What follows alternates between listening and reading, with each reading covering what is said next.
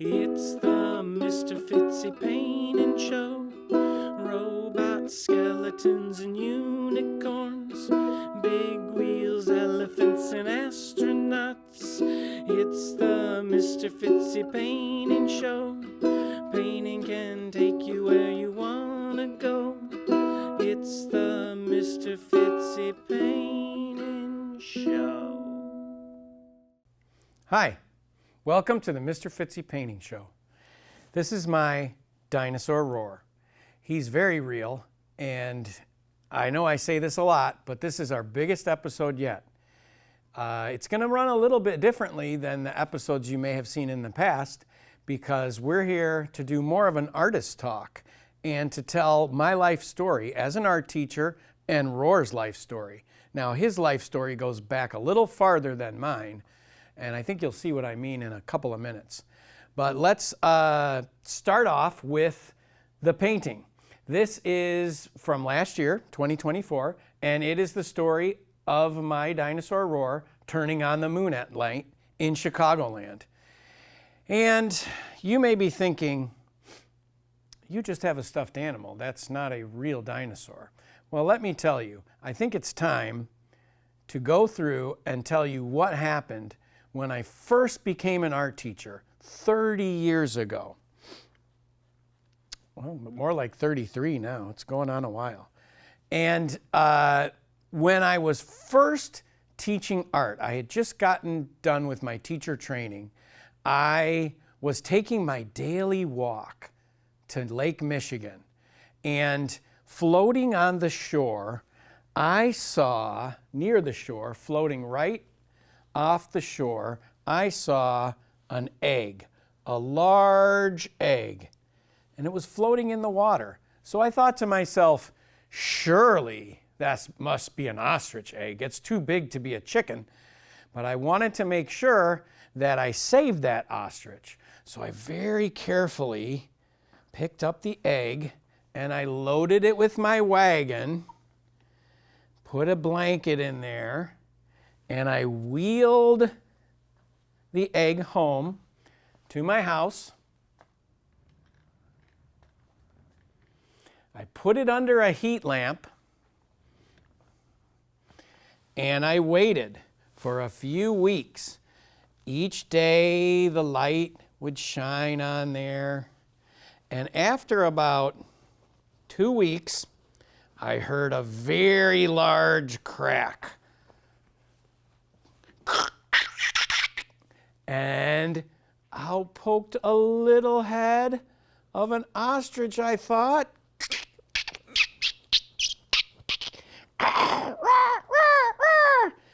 Oh! To my surprise, it was not an ostrich at all, but a T-Rex. I know what you're thinking. Impossible! T-Rex are extinct. They've been gone from the earth for millions of years. That's what I thought. But there he was. I didn't know what to do. I did the best I could, and I raised him. He learned to talk. He even got a job at night. He turns on the moon. I know what you're thinking. Impossible! The moon is very, very far away. How would he get there?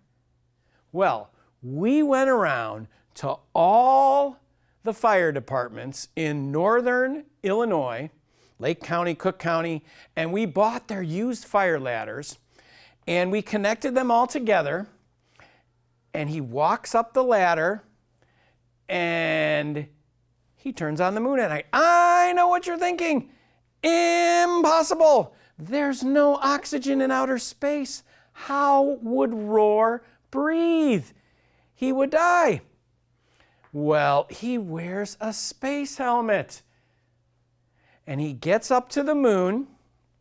There's a little pull chain for the moon man. And he says, he pulls the chain. He says, "Howdy, moon." And the moon says, "Howdy, Roar." And then Roar says, the moon says, "See you later, alligator." And Roar says, "After a while, crocodile." And he climbs back down the ladder and he sleeps in my garage. Now, you have questions, I'm sure. My students at Spalding School where I teach, and I've been telling them the true story of my dinosaur to my students and family since this happened over 30 years ago. Now, Roar is a T-Rex, so he was waiting just at the bottom of Lake Michigan for that exact right time and right person to hatch to. So he's 70 million and 30 some years old. And when I tell my students the story, they ask me, "Prove it. Bring him into school." Now, unfortunately, nothing with sharp teeth or claws, no pets with sharp teeth or claws are allowed at Spalding School. And also, unfortunately, he couldn't fit through the door. Now, I decided I'm going to paint a picture to show you the evidence of the truth of my dinosaur. Now, students have said, no. A painting is not good enough. We want a photograph. And I have a very nice camera, and I keep zooming in on the moon, but Roar, he is trying to hide so that you can't see him in the moon when he turns it on. So he kind of hides behind the clouds, and it's very difficult for me to get a good photo. So I have painted the painting, and that is the story of my dinosaur. Now, I also was fortunate enough to find a genie lantern at the beach. And the genie lantern gave me 3 wishes. For my second wish, I'm not going to talk about the first wish. I think I wasted it on something I just ate, and then that was too much. But for my second wish, I wish that I could turn Roar into a stuffed animal, into a piñata, into a puppet. He has many suits, a lot like the character of Iron Man. So he can take many forms. So what happens is I turn him in to a stuffed animal, and then I can bring him to school each day. He does not bite people. He does not eat people. He is a friendly Tyrannosaurus Rex. And he sleeps in my garage when he's his regular size. I take him to school, and then when I bring him home at night, I turn him back into his dinosaur size, and he turns on the moon. Now, he was very excited when he got his puppet suit. So let's see. Here we go. Hi! Hi, Roar. This is so exciting. I'm so excited to be here for my show, and I get to tell you. Oh, okay. Hold on, Roar. Hold on. Now, oh, there I am. I'm turning the moon on. I do that each night. I even got jet boots. Roar, you're getting ahead of the story. So let's go through and see what we're looking at. Okay, so I'll get back to you in a minute. All right. So you can see in the painting, the picture at the bottom has a lot of the children and families peeking out their windows to try to catch a glimpse of Roar. And I live in Chicagoland, and I grew up here in Libertyville, and I teach in Gurnee, and I live in Lindenhurst, and I went to school in Evanston, and the city has always been a part of, I went to school at the Art Institute of Chicago too to learn how to be a teacher. Evanston was Northwestern, but the city and its history has always been a huge part of my life and my artwork as well. So the setting for this painting is Chicagoland, and I'll talk about that a little more. But one thing that I want to tell students is, Roar, do you know what kind of painting this is? Yes, it's a fun painting. Yes, that's true, it's fun. Oh, remember the word? Yeah, a landscape. Yes, it's a landscape.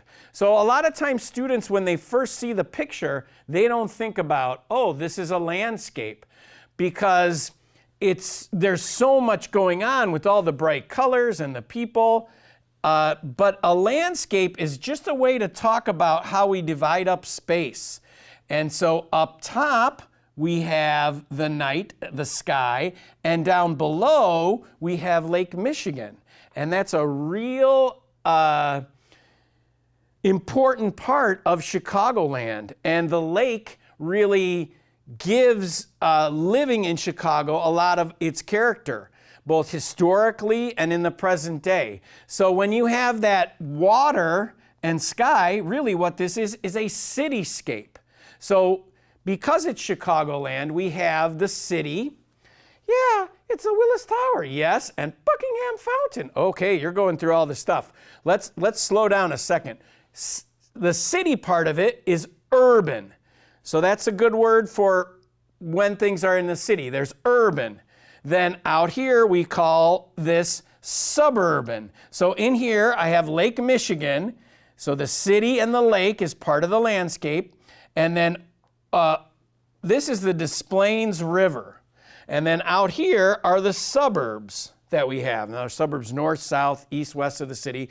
But I was raised in the northern suburbs, so this is kind of the part that I put in there. Then, even down in the lower left-hand corner, we have rural. That's more the farm area. You've got a barn down there.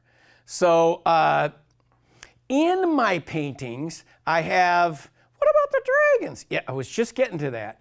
I have some fantasy elements, like the dragons. 2024 was the year of the dragon in Eastern Asian storytelling and iconography and culture. And I have a green dragon for a European Western dragon in there too. I also have some fantasy elements like portals, a water portal, and that can transport you from one place to the other. Over here on the barn, we have a barn portal. Now, let me go back. Okay, so tell us some more things, because you know a lot about this painting, Roar. This is the Pyramid House in Gurnee. Yep, there is a Pyramid House in Gurnee, so it was a way to put a pyramid in the painting. And a school bus, because my daddy's an art teacher. Yep, I am. And very many animals. Yes, what animals can you point out? The rooster. Yep, there's the little red rooster. Ringo. Oh yes, you know Ringo, right? Yes. That's our dog at home, and he is barking at the moon. So that goes back to a very famous painting by Joan Miró, a Spanish painter, Dog Barking at the Moon. It's about almost 100 years old now, from the 1930s, I think. But there's a little bit of a nod to that. Artists can build on artists from the past and put that in their painting too. Let's see. The black bear. Yes, 2 summers ago there was a black bear on the loose in Antioch and Lyndhurst, and so that was kind of alarming, but he got out of there okay. And there's cows, a buffalo. There is raccoons, because sometimes I'm a little bit scared of raccoons. I know, they're very harmless. Okay. And I have some fish, a pink dolphin, a stagecoach over here. There's a little elephant, a snail on this yellow brick road. I've separated kind of the urban and the rural and suburban areas with that yellow brick road, kind of a place for imagination. I always liked Mr. Rogers' Neighborhood as a kid, and the red trolley took him to the land of make-believe with puppets. And there's the Art Institute of Chicago with the 2 lions out in front. I've got the Ferris wheel that's at Navy Pier, and if you know anything about Chicago history, at the Columbian Exposition, in the 19th century, the Ferris, a French inventor, debuted the Ferris wheel there, so it has a rich history of Chicago going back a long time. There's the Bean, the Anish Kapoor sculpture that's down in Grant Park. Lollapalooza, O'Hare Airport. We have the elevated train and the planetarium, also the metro train and the highway going in and out of the city. Lollapalooza, the rock festival that's there in Grant Park. In addition to that, kind of like in the center of the painting, a little more of a surreal. Do you know what surreal means, Roar? More than real. Exactly. So we have a apple of your eye. So that is a little bit like a pun, and it is kind of in the center of our painting on this. It looks a little bit like some sort of a outdoor patio or concert theater or temple by the lake. That is the story of my dinosaur. Now, Roar, are you aware that some people don't believe you're actually real? The kids tell me at school. Yeah, I know, it's true. Sometimes they say, you are a liar, Mr. Fitzy, and you are the worst kind of liar. You're the kind of liar that lies to innocent children. I leave it up to you. You can decide whether my story is real or imaginary. We talk about nonfiction and fiction writing in school a lot. Fiction is pretend, nonfiction is true. So I will leave it up to you. I prefer to think of myself, as a storyteller.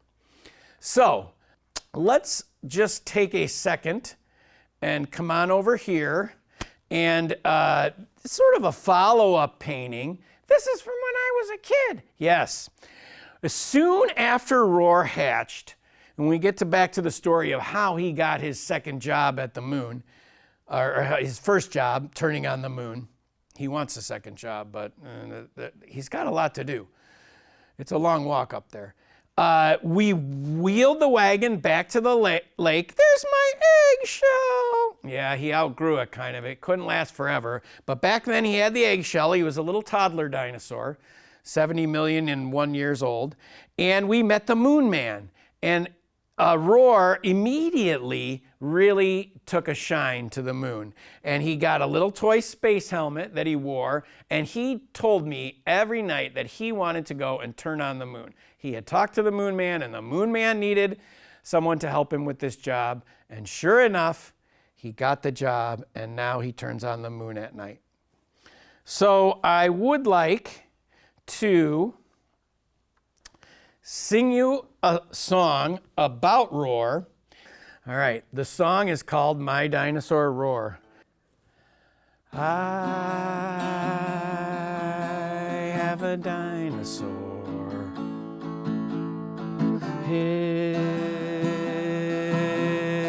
name is Roar. I have a dinosaur. His name is Roar. Roar turns on the moon at night. It turns on big and bright. Believe me, you have never seen such a sight as when Roar lights up the night sky for our delight.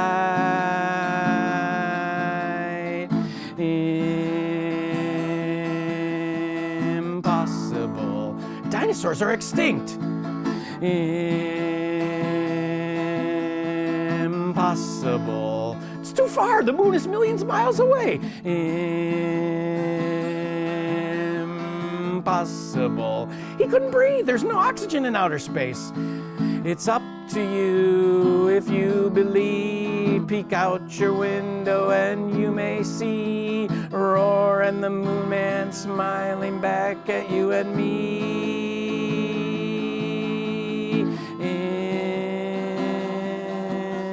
Impossible. Well, maybe he could be the last of his kind. Impossible. That must have taken a lot of fire ladders to reach the moon. Impossible. Oh, he wears a space helmet, I see. Now I believe that he has a dinosaur. His name is Roar, because I of a dinosaur.